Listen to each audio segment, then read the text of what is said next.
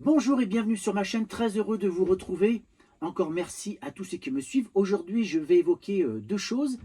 La première, je vais vous parler de problèmes d'humidité à bord de nos véhicules, qui est vraiment un problème qu'il ne faut pas négliger quand on a un camping-car, un fourgon ou même un van. Je vais vous parler de ce problème et notamment vous donner quelques conseils. L'autre chose dont je vais vous parler, c'est d'une marque, enfin d'un camping-car qui s'appelle le Hip Camper 4 Family. Vous allez voir que c'est assez particulier comme véhicule, pas tant par le véhicule en lui-même, mais c'est la manière dont on entend parler sur les réseaux sociaux, parce qu'il y a très peu de pubs, et c'est assez bizarre.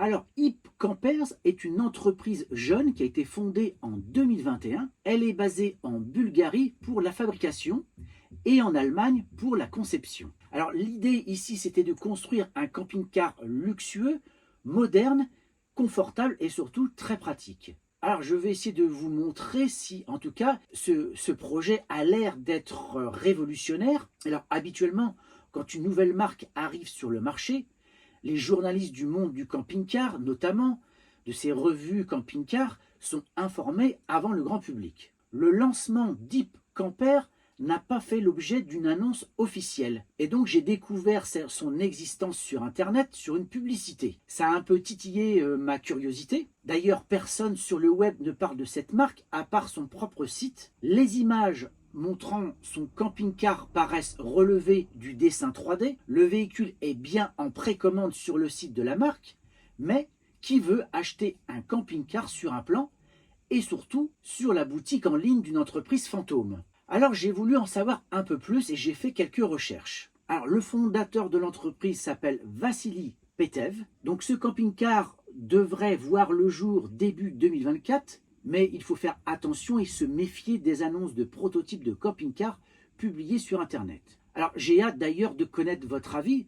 N'hésitez pas à mettre des commentaires en bas de la vidéo. Mais je vais commencer d'abord par une brève présentation du véhicule sous forme d'une fiche technique.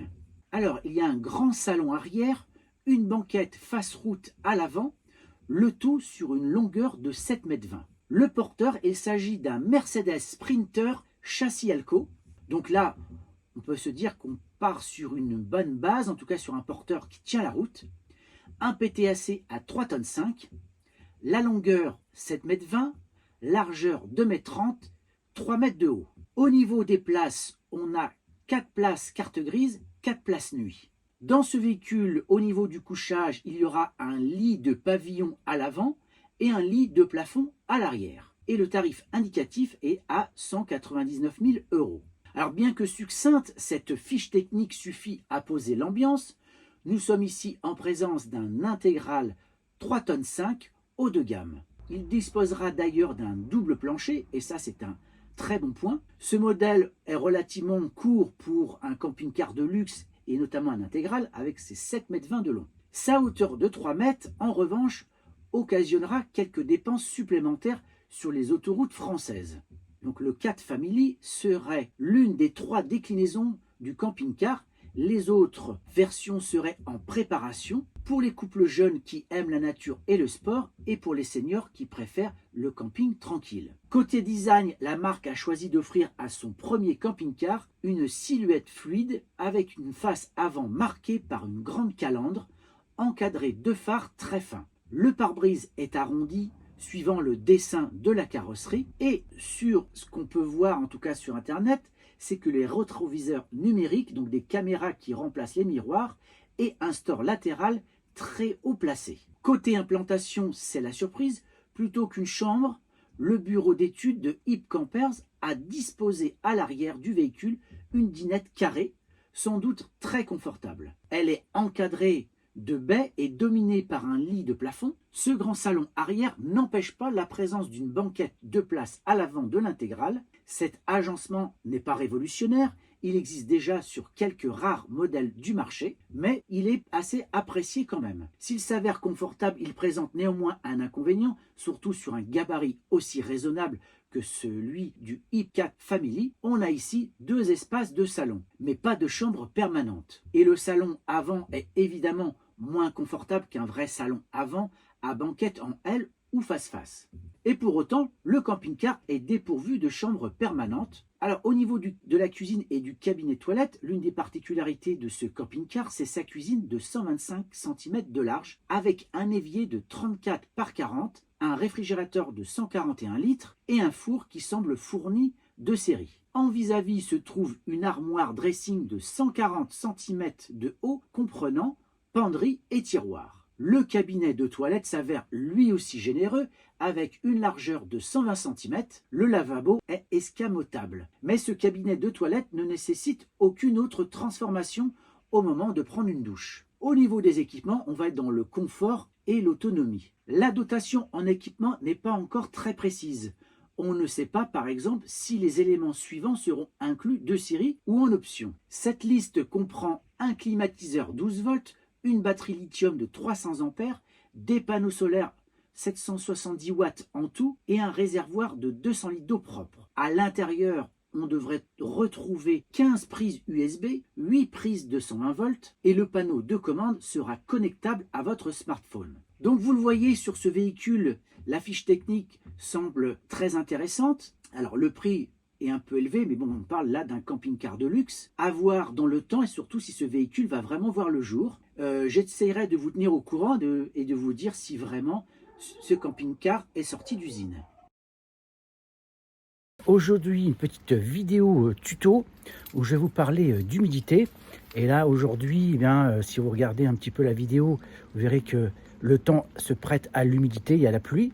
Et ça, c'est un thème, en tout cas, un sujet qui concerne beaucoup de camping-caristes, de fourgonnautes et de van-lifers.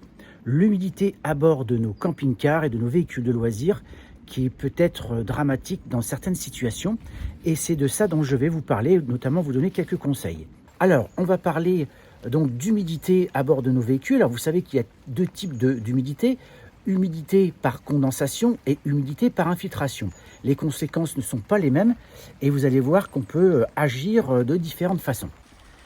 Alors, la première des choses, c'est la pluie, car nos véhicules n'aiment pas trop la pluie. Alors, s'ils sont neufs, normalement, il n'y a pas de problème.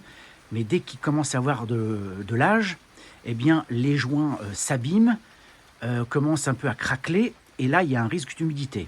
Pareil, lorsque il y a des chocs, ou lorsque vous reculez, etc., il suffit qu'à l'arrière, vous tapez, eh bien, vous pouvez avoir une infiltration là où il y a eu le choc. Donc ça, c'est une chose. Il m'est arrivé, moi, une mésaventure, il y a quelques années de ça, où malheureusement, j'ai explosé mon lanterneau au-dessus du camping-car. Je l'ai changé moi-même et malheureusement, j'ai pas fait ce qu'il fallait. J'ai pas bien mis de mastic pour faire l'étanchéité et il y a eu de l'eau à s'infiltrer au niveau de la capucine. Alors au final, eh bien, les choses se sont arrangées tant bien que mal. C'est-à-dire que quand la chaleur est arrivée, eh bien, on ne voyait plus rien. Donc d'aspect comme ça à l'extérieur, on se rendait compte de rien du tout. Lorsque j'ai vendu mon camping-car à un concessionnaire, en plus quelqu'un que je connais, l'acheteur qui est devenu propriétaire de ce véhicule s'est rendu compte de petits défauts au niveau de la capucine. Et là, ça a été la grosse surprise. Il fallait tout refaire au niveau de l'intérieur de la capucine. Et ça causationnait donc des travaux importants et un coût important autour des 7 000 €. Donc ces histoires d'humidité et d'étanchéité, c'est super important.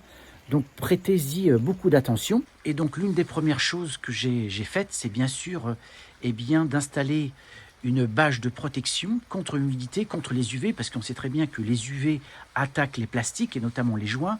Ils deviennent tout poreux, ils craquellent, et malheureusement, c'est par là qu'il y a de l'infiltration. Donc là, on parle d'infiltration d'eau, et donc l'humidité commence à se mettre dans le véhicule par ces espaces où il y a malheureusement de l'eau qui s'infiltre. Alors là, je vais en profiter donc pour vous présenter un déshumidificateur électrique que je viens de me procurer.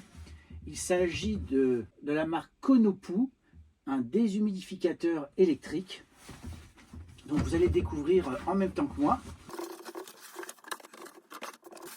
Donc voilà comment il se présente. Vous avez donc, alors là, qu'est-ce qu'il y a à l'arrière? une petite trappe d'aération, j'imagine, à l'avant.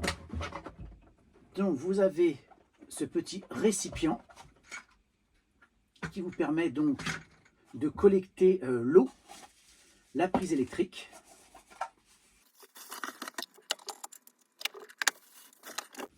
Alors en termes de fonctionnement, je pense qu'il doit être assez simple, celui-ci. Alors au niveau du livret, et on a du français. Alors il y a un bouton on-off. Alors dessus, je ne sais pas si je vais pouvoir vous montrer ça à la caméra. Ici, là, il y a un bouton on-off. Et ça, c'est la lumière. Donc, vous mettez ça comme ça. Tout simplement. Et là, vous avez le petit fil électrique. Donc, pour le brancher, rien de plus simple, hein. Vous avez un petit bouton comme ça. Et là, ça y est. Il est reconnu, il est parti direct. Voilà, c'est tactile. Donc on touche, c'est parti. Celui-ci, il est totalement basique, il n'y a rien à faire. Vous avez une petite loupiote ici, vous pouvez changer la couleur si vous le souhaitez, ou pas du tout. Il est un peu bruyant, je trouve. Alors, il existe d'autres modèles avec de la programmation, différents niveaux au niveau de la déshumidification. Moi, j'ai préféré un modèle très simple, parce que moi, dans le camping-car, j'y suis pas l'hiver, donc je m'en fiche du bruit. Mais pour ceux qui veulent absolument avoir quelque chose qui sert à la fois dans le camping-car et dans la maison, eh bien, ça peut être embêtant d'avoir ce petit bruit.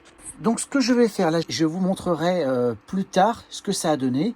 Est-ce que ce déshumidificateur a été efficace dans un camping-car qui est très récent, qui n'a aucun problème d'infiltration? Ça sera donc un très bon test pour voir si ce produit est efficace. Bon, alors là, au niveau du rafraîchisseur d'air, donc je l'ai mis hier vers 17 h. Il est presque midi là. Et en fait, il y a très peu d'eau. Donc, ce qui veut dire, c'est que j'ai très peu d'humidité dans mon véhicule, parce qu'en même temps, c'est un véhicule assez récent. Il est bâché, et bien il a chauffé aussi, j'avais mis le chauffage un peu avant, donc ça n'a rien donné. Il y a quelques gouttes au fond, mais c'est tout. Donc, il va falloir tenter une autre expérience. Je vais essayer à la maison pour voir ce que ça donne. Alors, voilà le résultat dans une pièce de ma maison. Donc, où je me doutais qu'il y avait un peu d'humidité, ben, vous voyez, il y a quand même au bout de 24 heures de l'eau au fond. Ce qui montre que le produit est efficace et qu'il fonctionne très bien. Alors pour le camping-car, vous avez pu voir que j'avais rien, mais en même temps le camping-car était chauffé, bâché, donc le risque d'humidité était très réduit, d'autant que c'est un véhicule très récent. Donc voilà en démonstration ce que ça donne. Alors surtout, n'hésitez pas à partager votre expérience et à donner des conseils, c'est toujours utile. Je vous dis à très bientôt pour une prochaine vidéo. N'hésitez pas à partager, liker et abonnez-vous, ça me fera très plaisir. Au revoir.